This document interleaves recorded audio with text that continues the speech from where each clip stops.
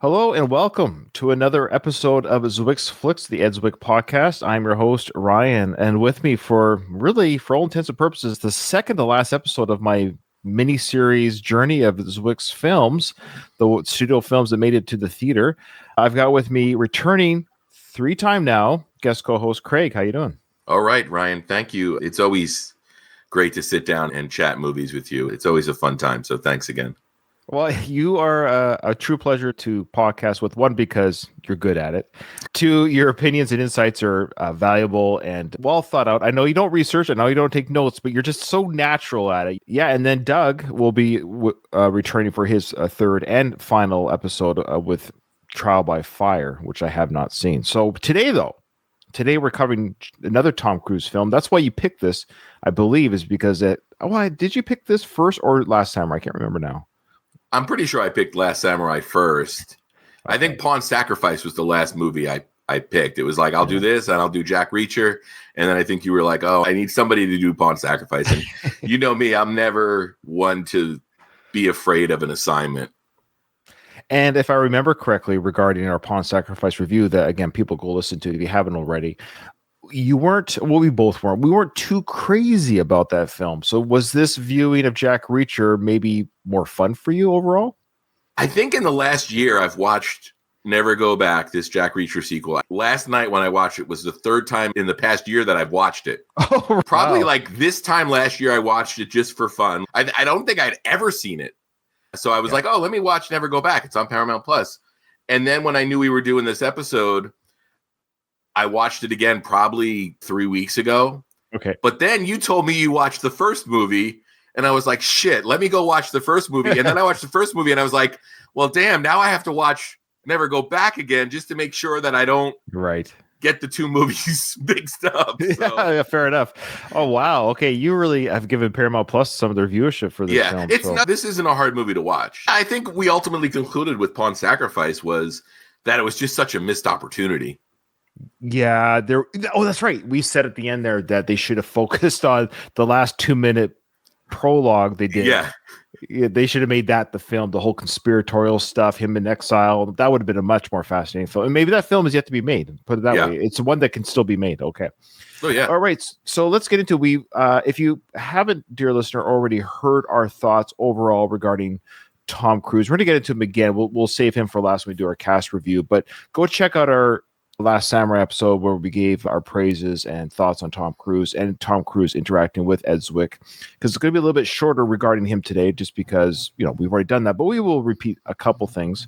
But we'll start with the fact the film came out in 2016. Of course, it's based on the book series by Lee Child. This is an author what's another character, like a Tom Clancy type character? Like a Jack Ryan type, right. Or what's another one? I had another one in my brain that has a like if you go back to 60s and 70s, you got like James Mac Bond, Bolan, James Bond, The Executioner, The Specialist. There you go. Yeah, that's right. Yeah. It's in that vein. It's the lone sort of traveler. It's kind of like the template they used for the Incredible Hulk too. Oh, right. The show in the 70s. Every week he was in a different town and he was solving a different mystery, and then he traveled on. Or also Highway to Heaven. I don't know if you remember that TV show, Highway to Heaven. Yes, of course. Yeah. Yeah. So the Jack Reacher novel series, I haven't read any of them. I assume they're popular. They're very popular. I've read one of them. I read the first one, and I kind of said, I'm good. I understand. I understand the concept, but it's a long running series. 29 books. I just looked up 29. Yeah. Novels. And actually, I think they've switched authors at this point. Lee Child was the original author. And I think in the last couple of installments, his brother has actually taken over. Oh, wow. Which isn't really that rare, for lack of a better term, men's adventure fiction. There's authors that have died and there's still books coming out written by other authors. Right. Characters outlive their creations, and I guess that's a good thing. Yeah, like Conan, Sherlock Holmes, those type of books. So Jack Reacher, the character, very popular novel form. So it only makes sense that he would have a shot at films. Before we talk about this film, let's talk about the first film, Jack Reacher. And that came out in 2012, I believe. Yeah. Uh-huh. And it was directed by the Mission Impossible guy, Christopher McQuarrie. Christopher McQuarrie and Tom Cruise are pretty much best buddies regarding film. Are they not now? They're kind of like partners, more or less. Chris McQuarrie, his big break was The Usual Suspects. He wrote that. Yes, that's correct. He actually wrote a movie before that called Public Access, which was a film directed by Brian. Yeah, it was Bryan Singer's debut film. And then Usual Suspects was basically Public Access was in Quentin Tarantino world was his Reservoir Dogs, yeah. And the Usual Suspects was the Pulp Fiction. Yeah. I was trying to remember when him and Singer broke off, but then he went and did like Way of the Gun, which was his directorial debut. He's a big script doctor. Prior to getting into directing, he was just doctoring a lot of scripts, which for people who may not know, Ryan writes a script that Joel Silver buys and says, oh man, I love this script. But then it goes through a dozen studio notes and Ryan's like, I'm just not equipped to do this. So they bring in a script doctor who will just do an uncredited punch up on the script. They'll give him X amount of dollars.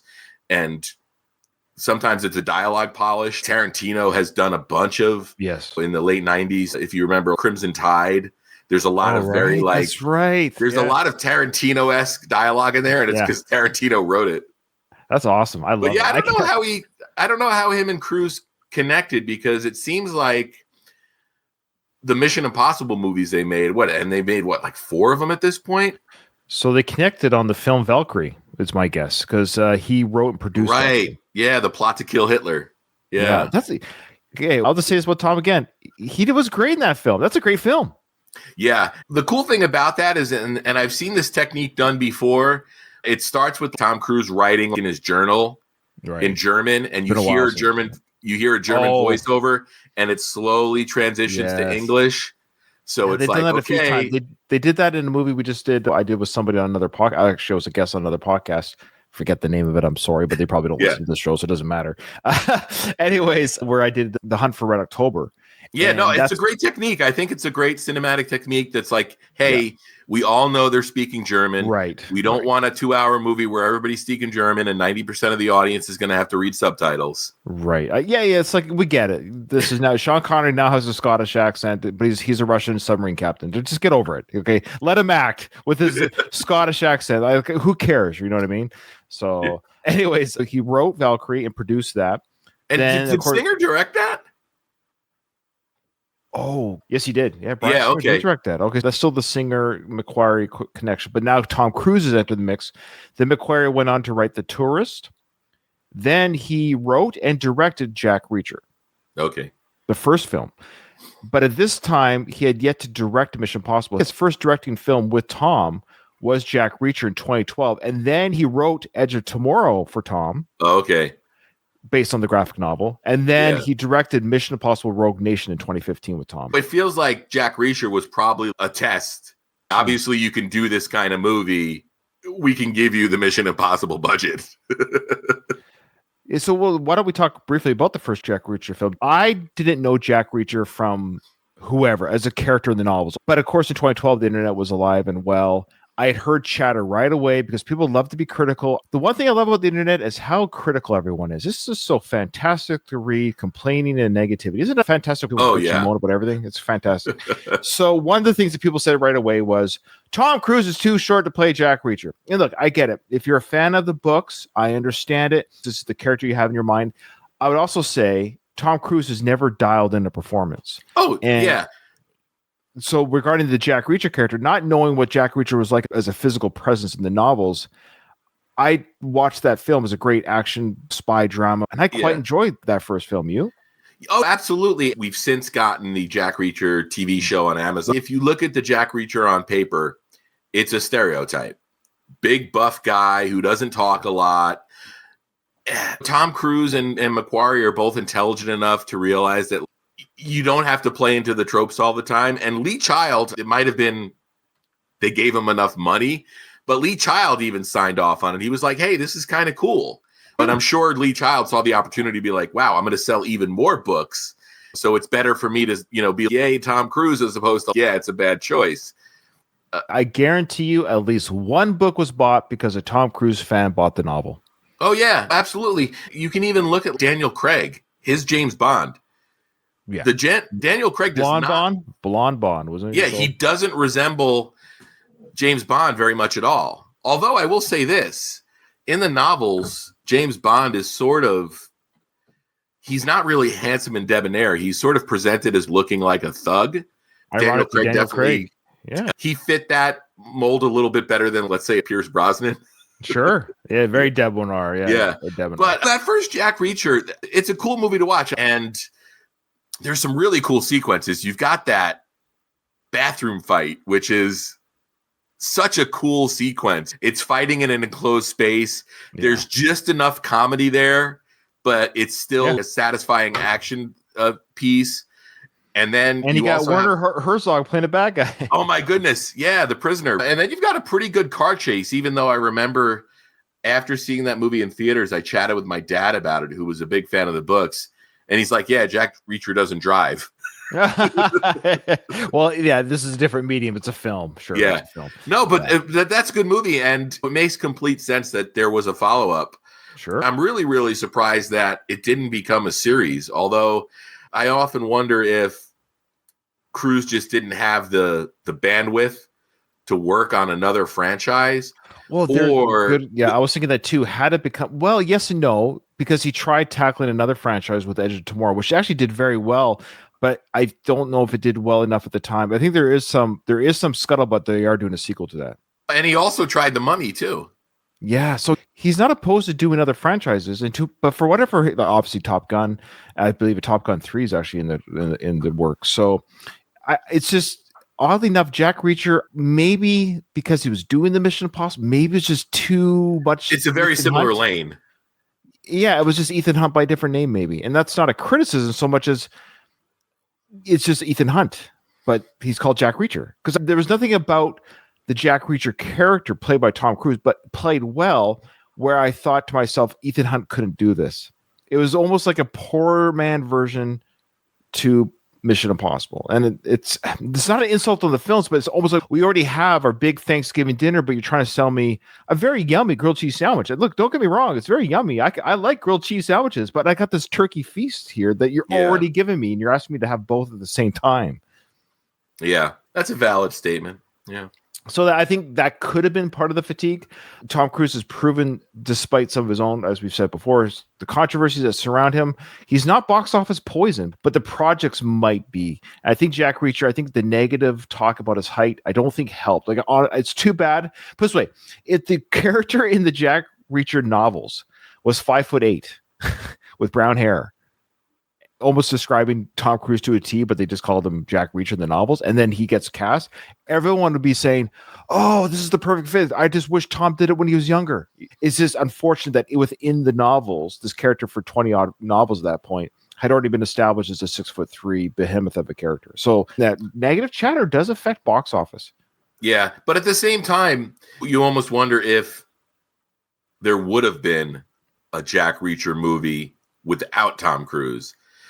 Like Dolph Lundgren as Jack Reacher. We wouldn't get the movie we got. At what point does a big lumbering guy or Triple H from the WWE as Jack Reacher? That's a straight to DVD/streaming. It's not a big Paramount Skydance theatrical release. So we did mention briefly the TV series Reacher that I believe is on Amazon Prime, 2 seasons in, third season. I just dropped the trailer for the third season. Yeah. Have you seen that TV show? I watched like half of it, and I don't know. I'm starting to have a problem with modern TV. Wow. To me, Ryan, it feels like a lot of television shows is just this race to the finish line where it's like you mentioned the last episode, I believe, or whatever episodes. Sorry, it was for a different podcast, but you mentioned, I loved your analogy. How did you say it? It was like you're basically giving plot points just to get to the end of the 40 minutes. Yeah. You're connecting dots and like, not to talk about like some great TV shows like Sopranos or The Wire or Breaking Bad. Those episodes, there's episodes of those individual series that are remembered as great episodes of TV, where it feels like if you just take a random, season 4, episode 6 of Yellowstone, nobody's going to remember it. Whereas you can say, oh, the Sopranos episode, Pine Barrens. People are instantly going to remember Paulie and Christopher in the woods. I never thought of it that way. Right now we're watching Dexter. I don't know if you ever seen the show Dexter. Yeah. So we just started the series together. I'd already seen it, but it's been a while, and I wanted to watch the Resurrection series that's coming out. So I invited my wife. I said, honey, trust me, you'll like it. She loves it now. So I'm rewatching it to get caught up so I can watch the new reboot. That being said, that's a show that doesn't do what you're saying. There's storylines with each of these characters. You just want to know what's happening next. But there's no real filler. But I know what you mean. I love Yellowstone. But when I objectively looked at the show Yellowstone now, I know what you're saying. There's like, boy, there's a lot of, I guess, the scenery is really beautiful, or the horses are doing, tricks in the arena or whatever it is. It almost feels like, where are we going? What is actually happening? But it's a comfort food. Now we're talking about meals again. It is a comfort food. It's a bag of chips. It's not supposed to sustain me. I'm just, you can almost scroll on your phone a little bit. Like, yeah, well, that's the thing. And it gets to like this whole discussion about like content versus art. Yeah. And by no means is it not happening. I don't know if you've ever watched the 2 seasons of Mindhunter.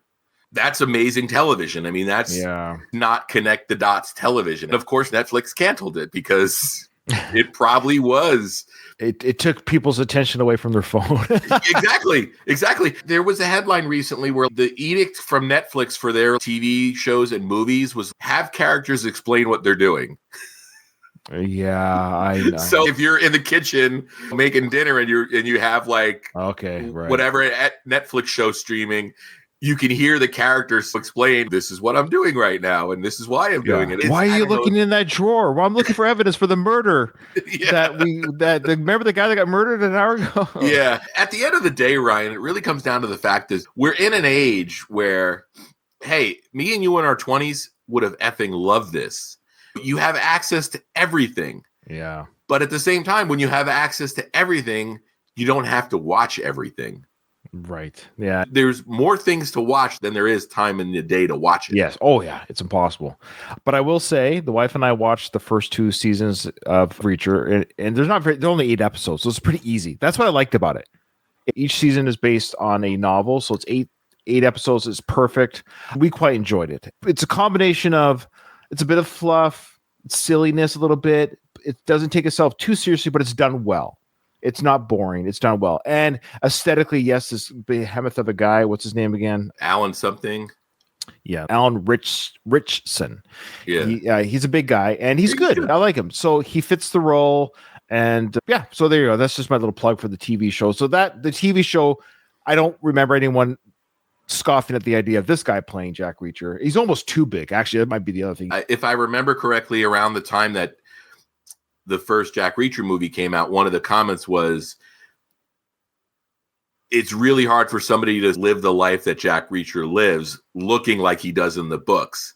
Whereas Jack Reacher is very much off the grid. He doesn't have a permanent home per se. He wanders. And if you've got this 6'3", 250-pound guy lumbering through your town, it's pretty hard to be inconspicuous. But if a guy like Tom Cruise wanders through your town, Sheriff Teasel isn't going to raise an eyebrow. Whereas the guy from the TV show does, you're like, wait a minute, it might be time to stop this guy and ask him what he's doing here. Right. Yeah, that's a good point. Yeah. All right, folks. You're wondering, well, what are you guys going to talk about the film? Well, this is the trouble with this. It's because we sort of are. We have to, in a way, Craig, we have to talk about everything that got to the film, right? Because meaning what I mean by the novels, who directed the film before, like the first film versus the second film, what's the connection in all this? Why the second film? Why not a third film? So now we're at the part where now, yes, there has been a second film has been greenlit. Christopher McQuarrie has decided to take a writing, producing role. The previous film that Ed Zwick directed was Pawn Sacrifice, a very low-key, drama-heavy, lots of talking, chess movie. And maybe he had an itch. He doesn't say, I'm going to play his audiobook at the end. Don't worry, folks. We're going to play the 2 snippets he gave us for this movie at the end. I wish you got more. It's frustrating, but I understand. I understand in his audiobook, or his book, I'm listening to his audiobook, but in his book, that of course he talks a lot about Glory and The Last Samurai and Legends of the Fall. I mean, these are the huge films. I get it. But for me as a total nerd, I'm actually almost somewhat more interested in hearing about the films that didn't make it. I still want to hear about the process of making Jack Reacher 2, about some of the stunts and the conversation you had with Tom off the side. And even Pawn Sacrifice was like 2 sentences. Like he said he had trouble with Tobey Maguire. I want to hear, give me some more dirt. It's unfortunate that we got literally 2 sentences for his last 3 films. Yeah. I almost wonder if it was a case of looking for a director for this movie. If Tom didn't say, hey, I've worked with Zwick before. I know what I'm getting with him. I know he can handle the assignment.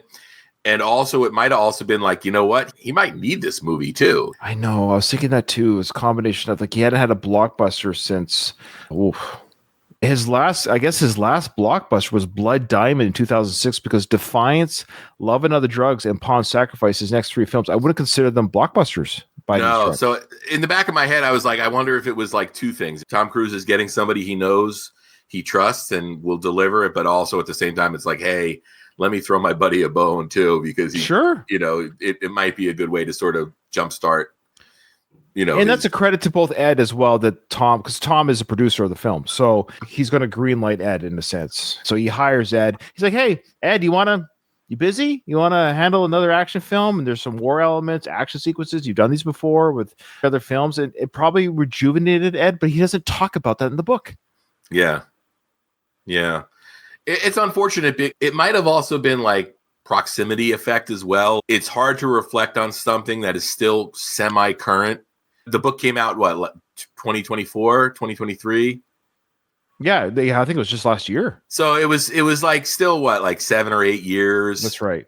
Past, yeah, right. Yeah. Who knows when he started writing the book? So it might have just been one of those things where he hasn't really had time to reflect on it, or the publisher might have even been like, "Hey, nobody's going to care about your thoughts on Pawn Sacrifice. Give us the glory stuff." No, that's very well said. So let's talk about the actors in this film. Funny enough, it's one of these films where there's just not a lot of actors that I could name. A lot of them had the faces of, I've seen that guy. And that was a lot of this cast. What about you? Other than the 2 top billing stars, did you know anyone else by name? Yeah, well, it had the dude from Mindhunters. Oh, which guy was that? What's his name? I'm trying to remember his character's name. Let's see. Sam Morgan is the girl. The guy with the phone. He's making the phone call, and Reacher twists his arm. Oh, and then he ends up getting killed with the phone. Yes. Okay. Yes. That dude. I forgot his name, but he was in Mindhunters. Yeah, that's Holt McElhenney, and his name was Robert Paulson. Oh yeah, was Robert Paulson. Yep. That was Eric. I'm such a huge Fight Club fan, so he's one of those guys where him. Every time I see this guy in a film, I always say to in my brain, his name is Robert Paulson. Yeah, but he's been in a lot of stuff. He's a great actor. In fact, he's returning with Tom Cruise for the final Mission Impossible film this year. He's that perfect type of actor where I didn't know his name. Yeah. But you know the face, but he's got a steady gig. He's doing fine financially, having fun on film, but he can still go to Walmart. Yeah, he did a show on FX probably 15 years ago at this point called Lights Out, too, where he played a boxer, an old boxer. And I don't think I ever watched the show. Oh, I've never heard of that. But my sister worked on it, and that's how I remembered it. Yeah. Oh, yeah. Look at Lights I don't know, even some of those FX shows are hard to find. They might be on like Hulu through Disney Plus.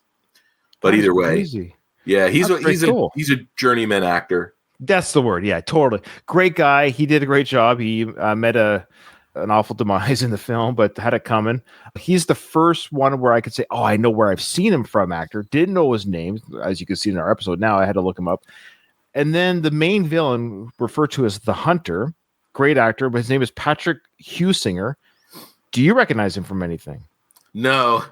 And I hate to do this because it's not fair, but the trend in modernish action films is just get the Abercrombie and Fitch type looking modelish, Taylor Kitsch type looking. In the first movie, it was Jai Courtney. It's just generic model looking guy number 2. And he was fine. And I think his performance was good enough that when he gets that shot to the face at the end where Reacher says, "Look at me," it felt like he earned it. And both the Reacher movies have great henchmen deaths. Did he kill the guy at the end of this one? Oh, yeah, he broke his neck. He said, I'm going to break your arm, I'm going to break your leg, I'm going to break your neck. Okay, so I should say this. I watched the 2 films with my family and my 3 youngest, so 10-year-old twin, boy, girl, and my 13-year-old son. I've said this before on The Last Samurai, I believe, but my 10-year-old son is a huge Tom Cruise fan. He loves Tom Cruise. Tom Cruise is on film. He just is totally engaged. I said, hey, let's go watch a movie. This was last week because we watched the first film, and I turned it on. I didn't tell him what I'll do that. Like a movie. I say it's movie time, and I put it right where it starts. So they don't know what they're watching. And so just trust dad. Just trust dad. And so it comes up. It says a Tom Cruise production. Yeah. And as the film started, and it wasn't showing Tom yet because they're doing the whole introduction to Jack Reacher. You know, they do the whole like talking about who he is before he shows up in the office there at the beginning of the first film. My son goes, Dad, is Tom Cruise in this, or is he just directing the film? So he was getting kind of nervous. He's am I going to see Tom Cruise in this film? But I enjoy watching my son have this fandom of an actor because it's fun to relive. Like, it's cool that he can't wait to see the next installment in the theaters for the Mission Impossibles. Every Tom Cruise I've shown him that's, appropriate for a 10-year-old. He's the Top Gun films, the Mission Impossible films, Minority Report, Last Samurai, the Jack Reacher film. So we're watching Jack Reacher 2. And he goes, what did he say? He said, oh, is she in part 3 regarding the daughter, the fake daughter or whatever? Something to that. Some question about part 3. And I'm like, there is no part 3. So he used like 8 Mission Impossible films. He just assumed Tom Cruise would have 8 Jack Reacher films. I'm like, this is it, buddy. He's like, what? Yeah. So he can't be alone and people wanted a 3rd Jack Reacher film. Yeah. Mm-hmm. Back to the actors, though, regarding now, it's a bit of a tangent there, but back to this Patrick Husinger guy. It's weird, Craig. He did Jack Reacher, did a good job. I think he did a very serviceable job as a baddie in that film. He did a 2018 film called Accommodations, which is such a low-key film. It doesn't even have the Wikipedia link. Like, I can't link on any information about it. And that's it. So he hasn't been in a film in 7 years. Wow. Well, his last performance on television was in 3 years ago, 1 episode of Law and Order. Yeah. So maybe he just retired. You never know. Maybe he's got a few $1 million. He's retired. But it's weird how you kind of have a bit of steady work and it just dries up. Maybe it's just dried up for him. What do you think? Yeah, or he found something else to scratch his itch and pay his bills. Yeah, maybe he went back to male modeling. Who knows? Yeah, sure. So again, actors' names. You didn't know the actors' names. I didn't know. We knew one face. His name is Robert Paulson. Then we had the daughter. The homeless girl, the pretend assumed a biological daughter, Danika Yarosh. She was 18 at the time, playing a 15-year-old. What did you think of Danika's performance playing Samantha, Jack Reacher's assumed biological daughter in the film? I'm not a fan of that type of character and that performance. I mean, it was fine, but it rode a line of being like, if I was in a worse mood, this would really annoy me. Sure. Which is what the character was supposed to be. So no fault of hers, but that character and that dynamic has been done like the street smart kid who, sure. But at the same time, we get that great bit between her and Jack at the end on the rooftop when he kind of teased her about learning that move earlier in the movie. And then of course it pays off. Of course. He gets to the line that triggers it. So cinematically, it did everything it was supposed to do. But that's my biggest critique of this movie overall is there's a lot of interactions and character interplay and scenarios that feel just a little too cliche. Okay, that's fair. Watching this film, I asked myself, now watching the Ed Zwick films as I've now done, I've watched up to this point, I'm now watching all of these films in order. So in a way, I'm watching it through the lens of this director. Like, why is Ed doing this film? What is he bringing? What's his vision as a director to this film? And it dawned on me why he might have been also asked to do this film. And it was apparent right away at the very beginning. Do you have any guesses or where I might be going with it? I'm not trying to lead the witness, but why do you think Ed might have been brought in to direct the second Jack Reacher film? Even vice the first one, let's say. Mm-hmm. For the male-female dynamic. Exactly. Mm-hmm. So that's his forte. He has always been good at Love and Other Drugs is a huge example of that. That's what it's all about. But he's very good at the interpersonal relationships of people. That's what his Blood, Sweat, and Tears is. He's able to handle a large cast very well. And I think that was done very well in this film. So again, we had a myriad of characters in this film. And Ed has always had the ability for me as a viewer of his films where I'm always able to manage who's who in the zoo. he does a great job of managing multiple characters for me. So even better than the first film did for me. There was a lot of baddies and side characters. I wasn't tracking them as much, but Ed has this great ability to make you, I don't know if invest is the right word, but you at least you're following the story and you're understanding who's who in the zoo and why they're there. But yeah, at the very beginning of the film, folks, Cobie Smulders and Tom Cruise's characters, they have this phone play conversation. And maybe I just came off Love and Other Drugs a couple movies ago, but I was like, am I watching a dating show? You know, the flirtations, but it was directed very well. It was edited very well. It wasn't too schlocky or corny. It was just enough like, yeah, he's a warm-blooded male. She's a warm-blooded female. They're both talking to each other, and there's some sort of, you know, Jack's like, I'm going to go check her out. I'm going to go visit her at work and ask her out for coffee. It felt very natural. And it wasn't until that, well, it was at the beginning, but it was at that moment it dawned on me, oh, Ed, this is Ed. This is kind of the Ed Zwickness of this film. And then now we're bringing the proposed or supposed biological daughter, how that plays into the film. Again, the relationship. So you have Tom and Cobie's characters playing mother and father to this girl. So when I allowed myself to treat this pretend, it was almost comical, but I think it was meant to be that they were acting like parents. So remember the hotel? Oh, she never listens to me. I can't believe it's almost like a family sitcom at the hotel. Yeah, and I'm sure we'll start talking about her soon, but I also almost feel like Cobie was the weak link. If you look at that hotel room scene, okay, if you want to use the analogy of a car, so let's say that Tom Cruise, from an acting standpoint, is a Lamborghini. Okay. And it feels like that scene, the performance is the Lamborghini driving through side streets. The Lamborghini needs to open up and be on the highway going 80 miles an hour. And it felt to me like Cruise's performance in those scenes suffered because I don't know if he was trying to bring down his performance to match the flatness of Cobie's performance. But for me, the balance just felt off to me. And that's fair. It felt to me like I was like, wow, it seems like Cruise is in rehearsal mode more than full-on performance mode. I know you're not a huge fan of her, but you talked about Anne Hathaway on the Love and Other Drugs episode. Right. She's a really, really good actress. I will give you that. Yes. Okay. You can almost imagine if you drop an actress of her caliber into that scene, how much better that dance might have been, because Cruise will take it as high as you can, but I also think he's a smart enough actor that he's not going to expose you as well. And you know, that's so fair. it might. No, that's actually great. You're right. Yeah. You know, it's funny.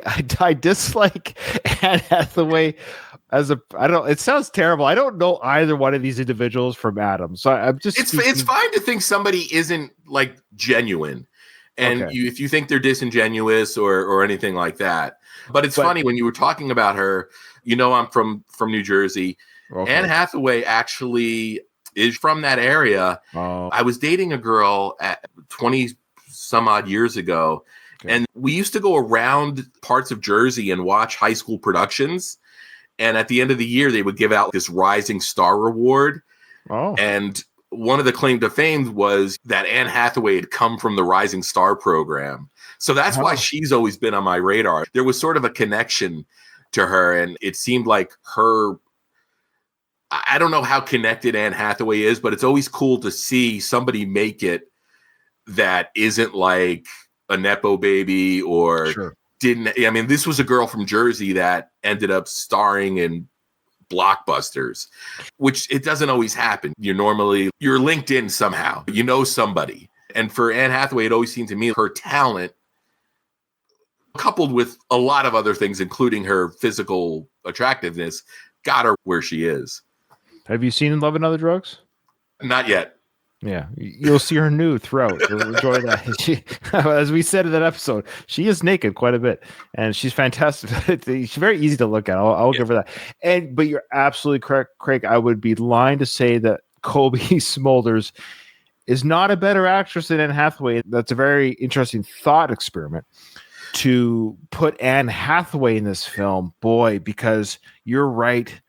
You're absolutely right. That whole interpersonal relationship with the two between her and Cruz, and playing up with the parents to the pretend daughter, it would have been elevated with Anne. You're absolutely right. She would have tackled that better. Cobie, funny enough, is from Vancouver, which is right where I'm from, that same neck of the woods. So maybe I relate to her as a fellow Canadian. But objectively, Cobie Smulders is not an actress that I've enjoyed, and as an actress. So I think she's a sweet. Here's the funny thing: Anne Hathaway, better actor, but I would rather have coffee with Cobie. So yeah. No, and she's fine. Like, I mean, she's fine. She's fine. No, but she's also good on like How I Met Your Mother. But then it gets to like the whole discussion about like TV actor versus movie actor. Yeah, they're different. They're different skill sets. So I think she might just fall into the category where it's unfortunate, but it's a good unfortunate because she's made millions from being a TV star for 10 seasons. She was good in that. I love that show. I watched every episode. But she and her. What was the guy's name the narrator dude, like the guy the character's name was Ted, right? That's right, Ted. Ted and Cobie's character were my least kind of favorite of the four main characters. I enjoyed them, but I enjoyed, Barney. In fact, Allison Hannigan is the reason why I started watching this. I've watched her in Buffy, of course, the American Pie film, but I was a Buffy fanatic, and I've been in love with her since the Buffy films, the franchise. So I followed her career. It's like, really, she's doing a sitcom. Sure, I'm going to watch Allison in a weekly sitcom. Why not? But it turned out to be genuinely a good show. But Cobie, funny enough, was never truly made me. I don't know. I don't remember being like laugh out loud, like, oh, I love her. Again, sweetheart of a person, nothing against her. This is my long way of saying she felt out of place here. It felt a little bit miscast. And did they go for the lowest? Not low.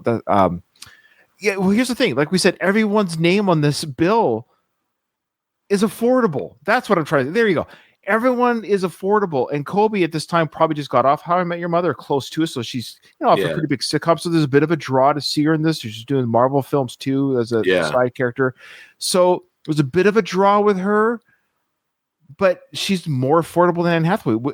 Did they hire Cobie to keep the budget down, Craig? Yeah, sure. And this also gets to like Tom Cruise as producer because he produced this movie as well. So when you're looking at the budget and the money you have to work with, it's like, okay, we might not be able to spend a lot of money, but let's find appropriate people for the roles. Also, at the same time, I'm like, we're making a sequel to a movie that did okay. We've got the name recognition already.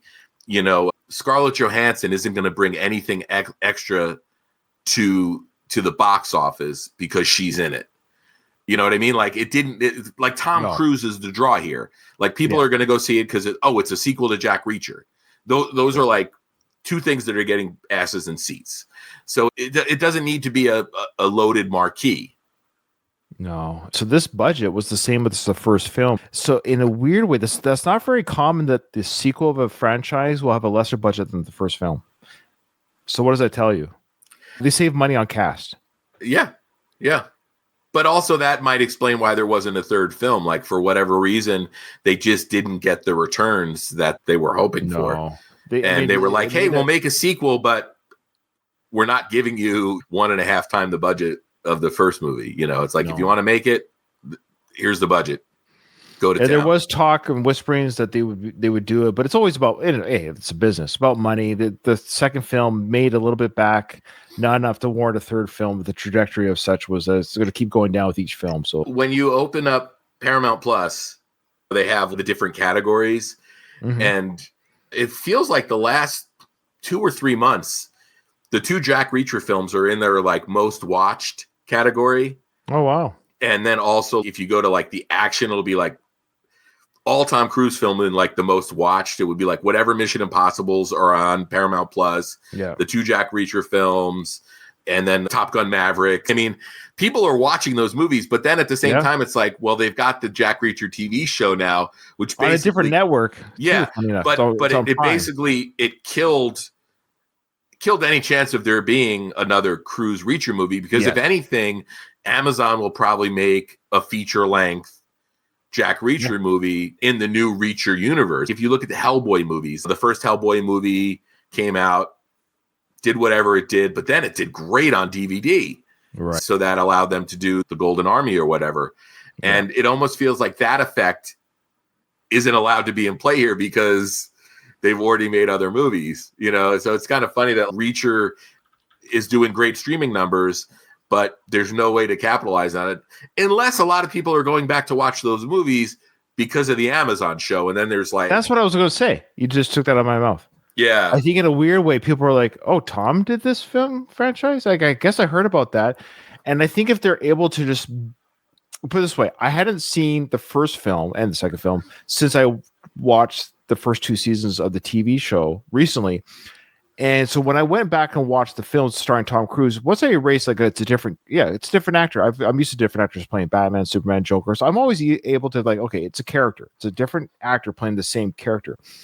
Tom does a good job embracing the character. And so the characters and the way he acts is not foreign to what you see on the TV show. So both actors play the novel character fairly well. Like, I'm not jarred by the behavior of Tom Cruise's portrayal going back and watching the films after watching the current TV series. I can piggyback off that because we didn't really talk about the opening of this movie.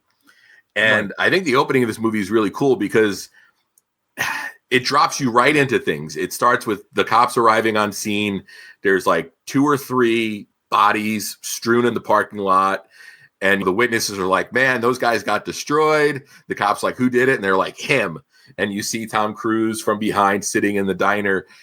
And then you get that whole setup where Reacher has this confidence because he says in the next 90 seconds, 2 things are going to happen. That phone's going to ring and you're going to be in cuffs.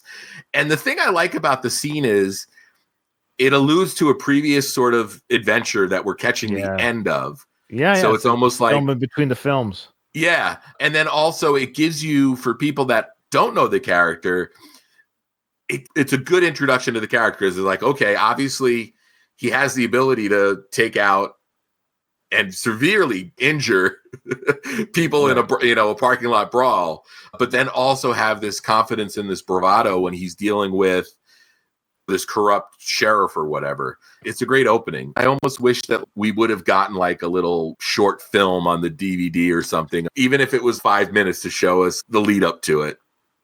Well, that's the advantage of doing these TV series, Vice the films. I find they're able to, I don't know why, I guess it's just setups or set pieces, because they're able to do 8 episodes of TV in a year.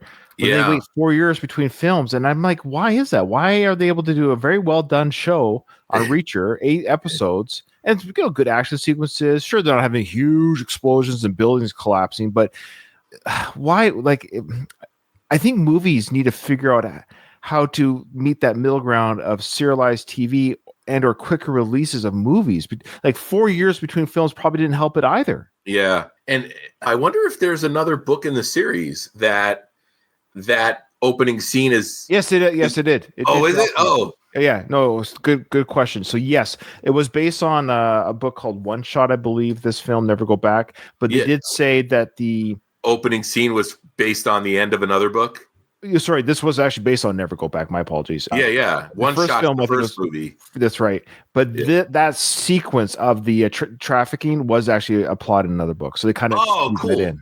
Oh, that's cool. I might have to check my library for that. So that's what I like about it. They stay true to the book, stay true to the characters, I guess. So if you're a Jack Reacher fan of the book series and you're in the theater, you're like, oh, this is the end of the 16th entry in the series. Yeah. Oh, that's cool. It's like a little Easter egg. Maybe what I was going to say was if you watch the movies because of the TV show, because it's pretty well done, that's what I meant to say maybe was that you're watching Tom Cruise's performance, and once you get it's a different actor playing it, the character is the same is what I'm saying. You're not jarred by the film experience having watched the TV show, because I did that. I watched the movies again after the TV show. I was like, oh yeah, it's the same character. Yeah, you could drop that dude from the TV show into the opening scene of this movie and it would feel completely appropriate. You go. Yeah. If you like somehow AI CGI Alan's character as doing everything that Tom does in that film, but it's his body, you wouldn't be confused by the movie. It would be Jack Reacher. Yeah. Yeah. All right. So we've talked a lot about Tom. So back to Cobie, serviceable, but I agree with you. Anne Hathaway, better actress, probably would have made the film a little bit better. I hate to say it, because a lot of it was relationship stuff, and Cobie, fun, sweet personality. I'm sure she's a sweetheart of a person, but yeah, looks great in that t-shirt too. She looked great in the t-shirt, and but I think she might have been above her pay grade a little bit. I'd imagine Tom Cruise is a hard person to act against because it's Tom Cruise. And I mean, and then, to her credit, she did it like that. Yeah. I would bet if you were to interview her and she was honest, let's just ask her like friend to friend, let's say like, hey, was it nerve-wracking being around Tom? Probably, because he's intense, not in a mean way. He's old business. He's the first on set, last to leave. He's there. He's producer. He's the boss of the film. He's like, So, again, to me, it feels like he's sparring as opposed to straight up boxing. Yeah, good point. In those scenes, at least. Now, Tom Cruise, what are your thoughts just overall, I guess, with Tom back in an action sequence type film? He does everything he's supposed to do in this movie. The other aspect of this is, unlike the first movie, although we did have the lawyer character in the first movie, but that dynamic was different. Here, there was more of an ensemble to work with, so I think the focus wasn't as much on him, so he was able to sort of just be another character on it's funny that you bring that up, because they talked about if a third film was going to be done, it was going to be even more of an ensemble piece. Yeah, I almost wonder if, I mean, Jack Reacher, you always have to have the Jack Reacher character, but yeah, that's interesting. Because if you remember, is it the fourth or the fifth Mission Impossible movie where he climbs the tallest building in Dubai or whatever, or the tallest building in the world? That movie, it feels like they were setting that up where like Ethan Hunt could have been like, okay, I'm off to go enjoy a quiet life. Because it feels like they set that up for all those other characters. And you know what? In another universe or another timeline, there might be like the Jeremy Renner, Paula Patton series. Ryan left. Sure. That's a great sequence. That's one reason why my son loves Tom so much. He appreciates that he does the stunts. Even as a young viewer, he thinks it's so cool that this is Tom on screen. I love that about Tom Cruise too. He's not gonna be able to do it forever. Even Jackie Chan had to bow out eventually. Your body just doesn't do it anymore. It's unfortunate. But okay, so I'm gonna play you the first snippet we have here from Ed Zwick's mouth regarding this film. Jack Reacher, Never Go Back, which Tom Cruise and I made in 2016, fizzled at the box office. I blame myself and my willing accomplice Don Granger for thinking the audience might enjoy a mashup of Jack Reacher and Paper Moon, when in fact they just wanted more red meat. Thoughts on that assessment? It was my main critique of the film, so to hear him address that is, I didn't want Paper Moon. I know the film, but I don't know what it's about. What was Paper Moon about? It's what, Ryan O'Neal and Tatum O'Neal? Father and daughter. Oh, the father-daughter issue. Okay. Oh, I see. Yeah. Okay. That was the criticism you brought up. So he pointed that out. That's so fair. Ed called me out. But it was based on a book that had that, but it wasn't as much in the book. So I guess he leaned into it, He leaned into it. Yeah. That's funny. Very astute. It's very astute that you brought that up as a criticism, and so did Ed. So good job on that. Yeah. Maybe if they had picked a different book, you're right.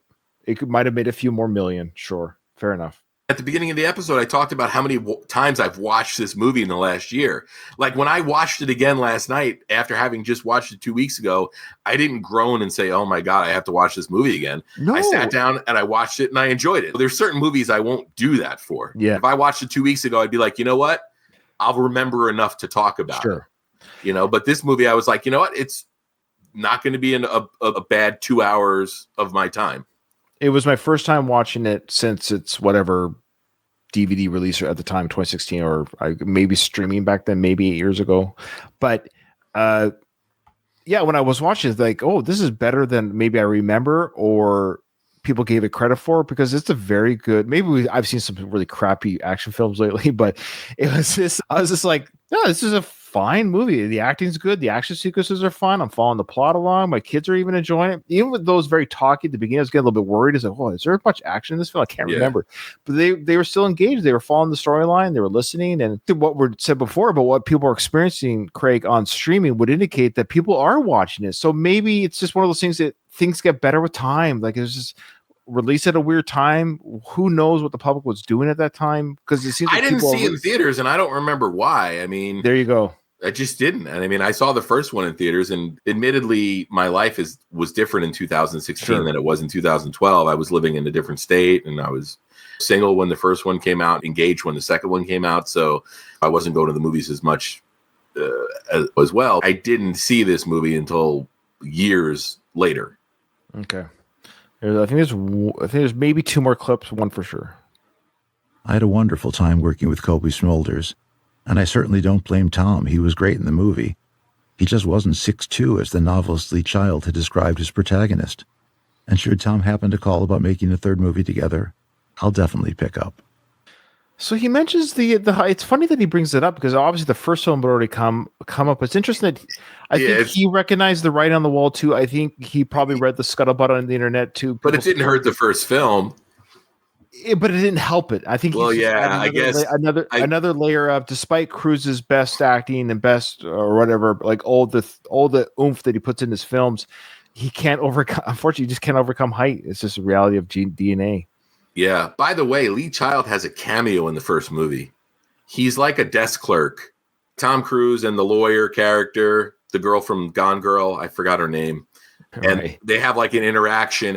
Rosamund Pike. Yeah, she's also from a Bond movie. So there's a scene between the two of them, and there's like a desk clerk there. I don't know if it's a cop or somebody, and he pays off the joke. There's a joke, and then he kind of looks up, nods his head or whatever. That's Lee Child. Oh, okay. Now, it's interesting you brought up Cobie, and I told you, I think she's a sweetheart of a person. Her acting in this film is serviceable. It's fine. It wasn't bad, but it just she felt or looked or performed a little bit of a fish out of water, like carrying an action film with Tom Cruise. It didn't quite land, though she gave it her all. But I like how Ed just says she's a sweetheart of a person. And keep in mind, his last big actress that he worked with was Anne Hathaway, which I think he had more trouble with. So I think he just had to throw in. Cobie was great. She was sweet. And Tom gave it his all. Now, before we move on to the last clip of this one, I think there's one more.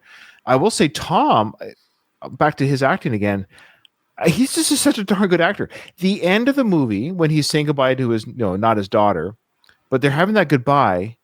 I thought he did great saying goodbye to this young actress who's playing his daughter. I love that goodbye sequence. It wasn't hokey. It wasn't corny. It was actually quite moving.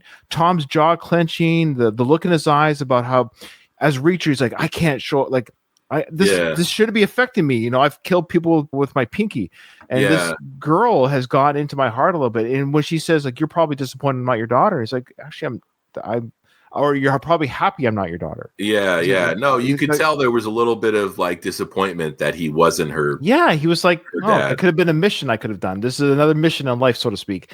Yeah. But I thought Tom's acting and the hug at the end there was great. And it was funny. I forgot if they hugged or not. So they were like, I'm like, come on. Well, they have to slide the phone in there. There's multiple sliding the phone into the pocket gags in this movie. So I'm watching the film with my kids, and I'm like, come on, Tom, hug her. And then she walks away, and I'm like, oh, crap, I thought they hugged her. And then she came running back. I'm like, I knew what I said. Like, but they do this big hug. And I thought, I don't know. I thought it was great direction. Ed, that's what Ed is good at. He's good at the emotion stuff. And and she had the single tear. The Denzel single tear came out of her. I was like, Ed, he loves to get that tear out of his actors. And so apparently he whipped her too. Apparently behind the scenes. But yeah, I should have done a single tear count from the Ed's films. Okay, I think there's one more clip here. If not, we'll. Alan Stewart and Alex Soros knew how much trial by fire meant to me. Okay, no, that's it. That was just a 2. Okay. All right. So that is it from Ed's book there, Craig, for you to hear regarding the films. This is your last film to do on the Ed Zwick podcast. I know I talked about before in a previous episode or 2 that I was going to maybe do some of his movies that he wrote or produced. And I'm American Assassin. I won't say I'll never go back. I'm excited about another project that I have rolling in my head about another director that I quite enjoy, but another one that I enjoy for a couple films. But I want to explore the ones I haven't seen. And do you want me to spoil it? Do you want me to tell you? Go for it. Mine? Terrence Malick. Oh, wow. That's not going to be a really long series, though. He's got what? 10 or 11. It's the same idea. He's got a couple documentaries, too. So that's why I kind of wanted to do that. It's almost like a very Ed Zwickian type career where yeah, you don't have 25, 30 films, but the films are all interesting in a weird way. You had the big break, of course, for 20 years between two films. And yeah, I don't want to talk too much. Well, I can tease a little bit. Yeah, The Thin Red Line was when I got first introduced to him as a director. Yeah. And I was like, I love that film. Beautiful film. I know Saving Private Ryan, the D-Day landing is what it is. I get all that stuff. But boy, dude, I'd be on board for the New World. Oh, great film. So yeah, but there's a couple of his recent ones that I just haven't seen yet, just because of timing and this and that. I know they didn't get even critically received very well, but I want to see why. Same idea. So yeah, Terrence Malick is one I want to tackle, but it doesn't mean this is. So if you're listening to this and you have it on your podcast feed, I'm just saying the main show is, theater, like his 13 films he did for feature film, but bonus episodes, I will suspect they will come. So don't cancel your feed, folks. We still have one more film to do, Trial by Fire with Doug, for the final film. But Craig, before we close, I will, of course, do your link tree on our episode. People can see everything you're doing. But your main show right now, do you want to talk about your podcast you're doing right now? Yeah, it's probably my last podcast. It's called The Goat De Palma. And basically, every episode I present my case as to why Brian De Palma is America's greatest living director. Yeah. We started the new year with a fresh episode. And by the time you listen to this, there's probably 2 more episodes in 2025. Oh, wow. Nice. And it's a really great show, in my opinion. You've been on it before. I'm looking forward to you coming back. Yes. Because we still have more movies and scenes to talk about. But yeah, basically every episode, I let my guest pick a movie and a scene from that movie to help us sort of just explain why Brian De Palma is the director that he is. And we did a great episode together on The Untouchables. Yeah, I love it.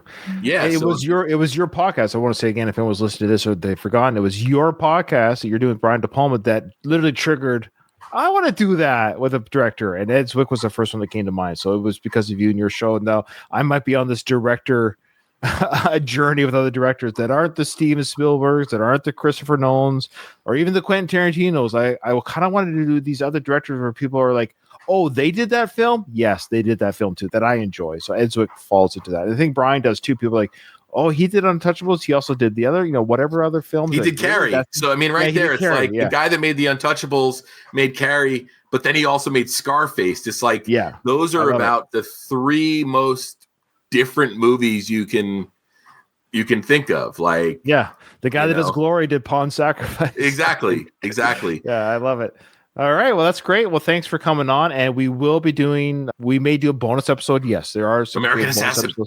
It sounds like we're doing American Assassin with Craig. But like I said, if you listen to this on the feed, don't give up on this feed. The bonus episodes won't be monthly as all. But they will come out. So thanks for joining us on this. And again, the next episode, Trial by Fire.